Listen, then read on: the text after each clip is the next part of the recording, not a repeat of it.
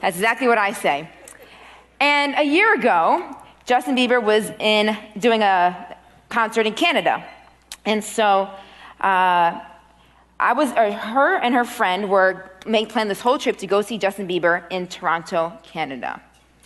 A few days before their event, their ride fell through. So guess who got to take them to see Justin Bieber in Canada? Yes, you are looking right at her, the non-Justin Bieber freak taking the Justin Bieber girls to Canada. So, and keep in mind, this is like a 3-hour drive. And not like we just had to go up and go to the concert, which was in Toronto. No, we had to go to Stratford, Ontario. We had to go up a whole day early to go to Stratford, Ontario, to go to where Justin Bieber was born and go all around his hometown. We had to go to all the places, like the trails that he walked, this house, that building, his pizza shop, his favorite pizza shop. We had to touch the door handle. We had to go inside. We had to sit at his table, touch the table, and then, because that's not enough, maybe many of you have seen his YouTube video where he's playing the famous Jennifer Knapp song as the video that made him popular, and he's sitting on like these stairs outside of a theater. Yeah, I've sat on those stairs. So I have taken part in the Justin Bieber craze out of duty to my little sister, okay? However, Justin Bieber's mom was also in town, and she was doing a book signing the very next morning. So I drive us into Toronto and drop them off, and they go inside, and I go and park.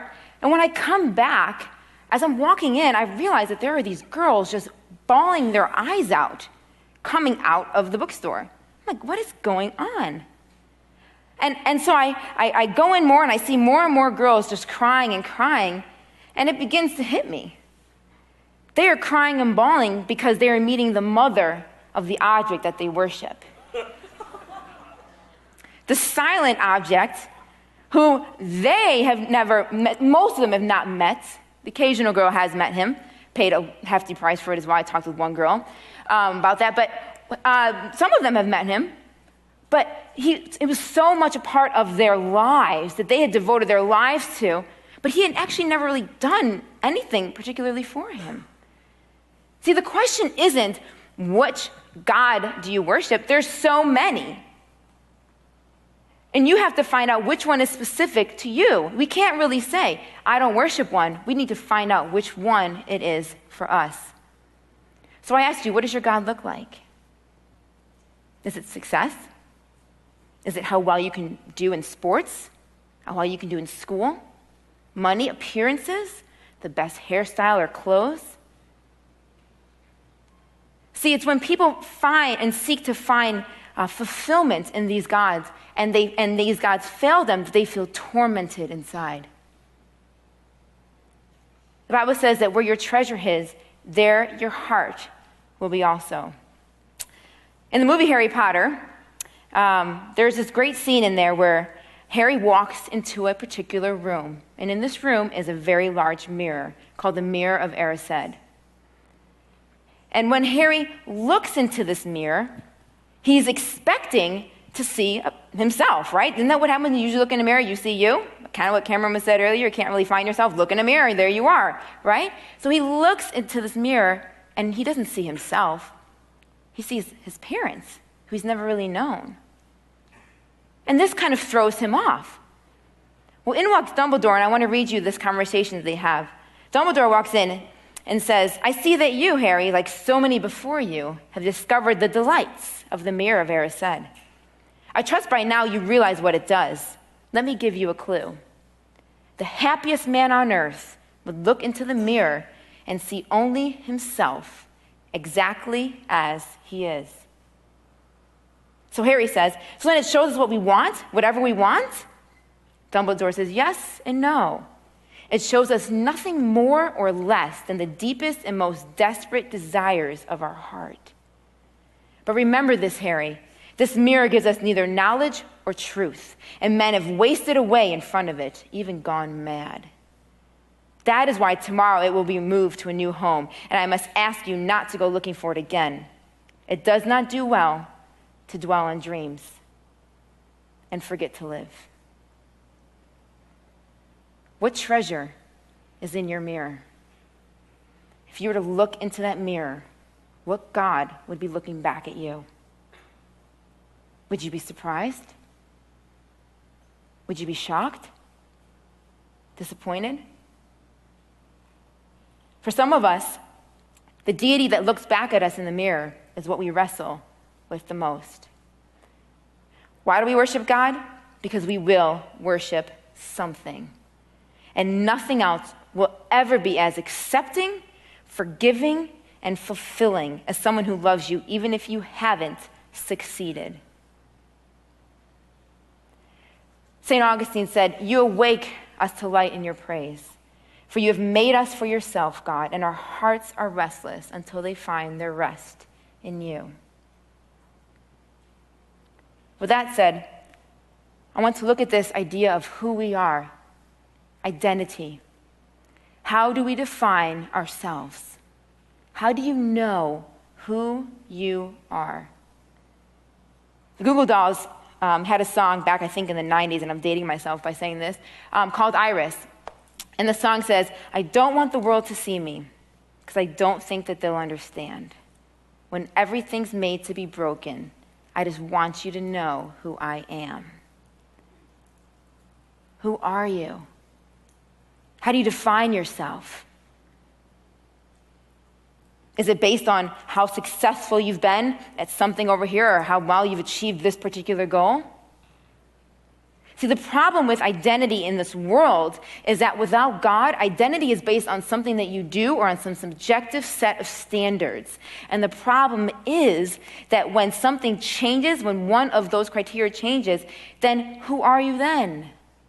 If your identity was that you're a star athlete and all of a sudden you get hurt, well, who are you now? Now there's a new goal scorer. How do you know how to define yourself?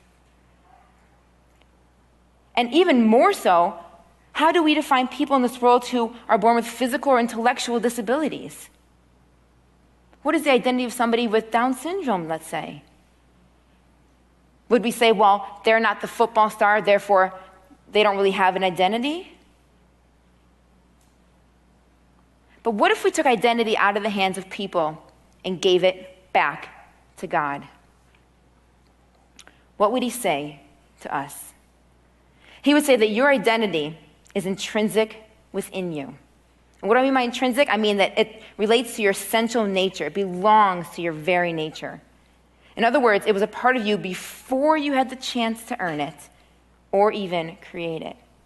So unlike your actions, which are manifestations of your character, personality, strengths, and weaknesses, your identity doesn't change with God. The atheist philosopher John Gray says, once we've relinquished Christianity, the very idea of the person becomes suspect. As an atheist, he recognizes this. Why is it so significant for your identity that God exists? Because you are intricately and masterfully created by the great Creator himself. Your identity isn't given to you, it's inherent within you. And any other identity that you or society creates for you will never compare to how beautiful God sees you. Ravi Zacharias says, you will never find meaning to be meaningful until you find out the purpose for which you were created. What God does is give you the grandest dignity when he tells you that you were created in the image of God. And with that, let's look at the second point of meaning and purpose. Einstein says it would be possible to describe absolutely everything scientifically, but it would make no sense. It would be without meaning, as if you described a Beethoven symphony as a variation of wave pressure. Meaning and purpose. Without God, life has no meaning. Why? Because it makes no ultimate difference that humans, or the universe for that matter, existed at all. There's no goal to this life. You are mankind are the blind products of matter, time, and chance. The philosopher William Craig describes it like this. He says the universe itself carries within it no intrinsic meaning, unlike what we were just saying about what God says about us, and the identity of God, that we have an intrinsic meaning. The universe carries no intrinsic meaning. And any meaning that's given to it has been given to it by somebody. So if there's nothing in this universe saying that the universe matters at all, then there cannot be meaning in anything done for it or for people living here? Suppose the universe had never come into being. Well, it's going to end at some point, so I guess it really doesn't matter then. Who cares that it existed in the first place? And the same thing goes for us as people. If the universe will end, mankind will end. So it makes no ultimate difference that it ever existed. If the universe has no ultimate meaning, then your existence cannot either. And this means that man and the universe exist to no purpose, since the end of everything is death. And they came to be for no purpose. They are just blind products of chance. What you did on this earth without God is only relative significance. You develop and you find meaning, and you create it. But ultimately, it doesn't really matter what you create. It doesn't matter what you think. It doesn't change what is. The atheist philosopher Bertrand Russell, who was very influential in atheist movements and philosophy and ideas, he says man is the product of causes which have no provision, meaning like a dream, a prophetic vision or a dream. So man is a product of causes which had no idea, essentially, or a dream of the end that they were achieving. His origin, his growth, his hopes, his fears, his loves, and his beliefs, they're just the outcome of accidental collocations of atoms. All the labors of the ages, all the devotion, all the inspiration, all the noonday brightness of human genius are destined to extinction in the vast death of the solar system. And the whole temple of man's achievement must inevitably be buried beneath the debris of a universe in ruins. All these things, if not quite beyond dispute, are so certain that no philosophy which rejects them can hope to stand. And it's only on the scaffolding of these truths that a firm foundation of unyielding despair can the soul's habitation be safely built. Only on the firm foundation of unyielding despair can the soul's habitation be built. What a horrible thing to say. But yet, he's right if there is no God. He is being consistent with his atheistic ideologies. Here today, gone tomorrow. Nothing's any different because you existed. It doesn't really matter at all. The universe is doomed, and we have no meaning. I was reading something that one psychologist recently wrote on this, and she has people that come to her who struggle with this idea of having no meaning or no purpose in life, and the despair that they feel. And so they come to her, and I want you to hear the advice the psychologist gives them. She says, stop living as though you need to have a purpose in your life. Instead, find what gives your life meaning today. Look at your life and begin to feel all is well. Quit weighing yourself down with the need for purpose and your fear of feeling unfulfilled at life's end. Instead of seeking to have it all, seek to feel as if you have it all already. Your life will unfold with more ease and grace. So the way then that we deal with the despair of not feeling like we have any purpose is just to pretend we do. And that's the words of comfort that we get. Just pretend that you have something. But what does God say about the meaning and purpose of our lives? Is there one? What would this mean with God? He says that our meaning and purpose is to glorify God and worship him forever. We are to experience the love of God. We are to experience his creation so that we have someone to thank, unlike the friend I referred to earlier today. We will know the truth of who we are, our identity, and knowing the truth of who we are, that can therefore help us to live on this earth and know why we are here. When you know your meaning, you can understand your purpose, and know why you were created in the first place. See, at some point, human enthrallment on this earth will find its limit. And when it does, only a limitless God will still bring amazement, wonder, love, and truth to this world, and thereby allow man to continue to experience life as it was intended to be. The purpose, what you were created for, to model Jesus, can only be known and understood when you know your meaning and understand what your life is about. experiencing the goodness of God. Without God,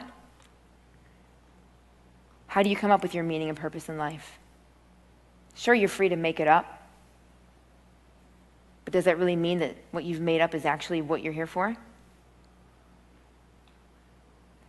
It's a very despairing picture we've painted. And it's not something I've painted, but even out of the mouth of atheist philosophers themselves. Identity, meaning and purpose, and I want to take a little bit of time to look at morality. Why do we need God? Because what do we do with this whole idea of morality? If there is no objective morality, then we need to explain certain things, like love. Why is love good? And we can't say it's because of the effects that it has on people. You have to go farther back in the argument for that. But what makes doing good things for people good? Why is it good to help others and be kind? Many of you remember a few months back, Boko Haram was on TV. And at this point in 2014, they have kidnapped 300 girls, more than 300 girls, boys, and women.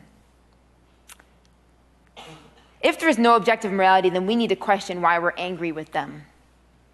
Because for them, this is morally right. And this is the problem that we run into if there is no objective morality. We say that's wrong because there's a value to those girls' lives. They may see it differently. But additionally, because there's no objective morality, it makes it hard for us to speak against them. Why can't we tell them that they're wrong?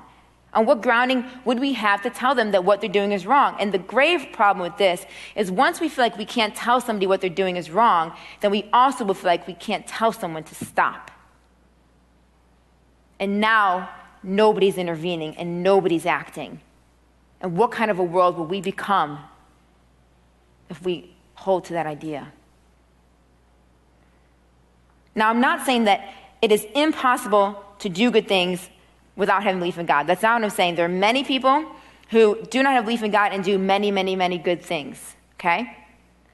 What I'm saying is you don't have a good reason to tell me why those things are good. As a Christian, what I can say is those things are good because of who it is that's telling me, or because God is telling me that these things are good. But then the fair question you would have to ask me is, Alicia, well, just because God says they're good, what does that mean? How do I know I can even trust him? And that's a valid point. I want to close with just this one particular story of Jesus, where he was teaching one day, and the Pharisees, or the religious rulers of the time, were pretty angry with a lot of the stuff that he was saying. He was gaining followers, and they wanted to find a way to trap him and get him in trouble. So the next day, when Jesus is teaching again, they bring a woman to him who's caught in the act of adultery. And they throw this woman at Jesus' feet. In the public, mind you. This is not a private scene. You've got Jesus and you've got this woman who's now being humiliated in front of everybody. And you have the Pharisees standing around. And so they say to Jesus, Jesus, we caught her in the act of adultery. Don't you know what the law says? The law says she should be stoned. What do you say we do with her? So here's the trap they put Jesus in, okay? The trap is, if Jesus says we will ignore the law, then he clearly is not holding himself to the moral standards that God has. If Jesus says, yes, let's stone her, well, he's going to be in a lot of trouble. Why? Well, there was so much unrest going on at this time that there were Roman guards who were walking all around the temple, making sure that the Jews behaved themselves, making sure that they didn't carry out any kind of capital punishment or any kind of punishment that results in death. That's essentially what capital punishment is. They weren't allowed to do that. So the Roman guards were walking around to make sure nobody carried any of these actions out. So Jesus is, according to these Pharisees, he's in a trap. Because if he says we should stone her, well, he'll be arrested on the spot. So Jesus bends down and writes something in the ground. And he stands back up and he looks at them. He says, if any of you has never done anything wrong before, you may cast the first stone. And one by one, starting from the oldest to the youngest, they begin to walk away. What has happened here? You have to understand that in this culture, in this shame and in this honor culture, for any of those religious leaders to say they had never done anything wrong, to say that they had never, ever sinned, would have been an embarrassment and would have brought shame to their families. So they were trapped in a sense because they couldn't deny that they had never done anything wrong. And because everybody follows the example of the older, or the elders in society, the eldest ones would have been the first to drop their stones and walk away, and the younger ones would have followed suit. So now Jesus is left with this woman. And he asks her, where'd everybody go? And she says, I don't know, they've left. And he tells her, I don't condemn you either, but don't do this again.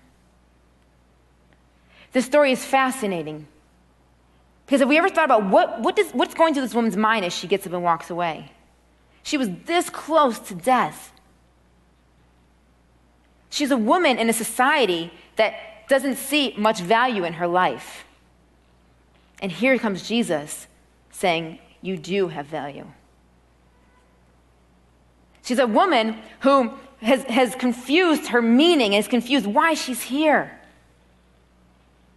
But yet Jesus stands up for her publicly, giving her identity, giving her value in this life, that she is worth something. And what's amazing about this story is ultimately, this story is a story of the cross. Because what Jesus does by standing up for her is those religious leaders who brought her in front of him angry with her for what she had done are now leaving angry with him. He essentially has taken on her shame. He knows the law. He knows the penalty of the law. And he's saying, I will take it on me. I will take on your shame. When you know your identity, you will understand the meaning and the purpose for why you're here. And when you understand the meaning and the purpose,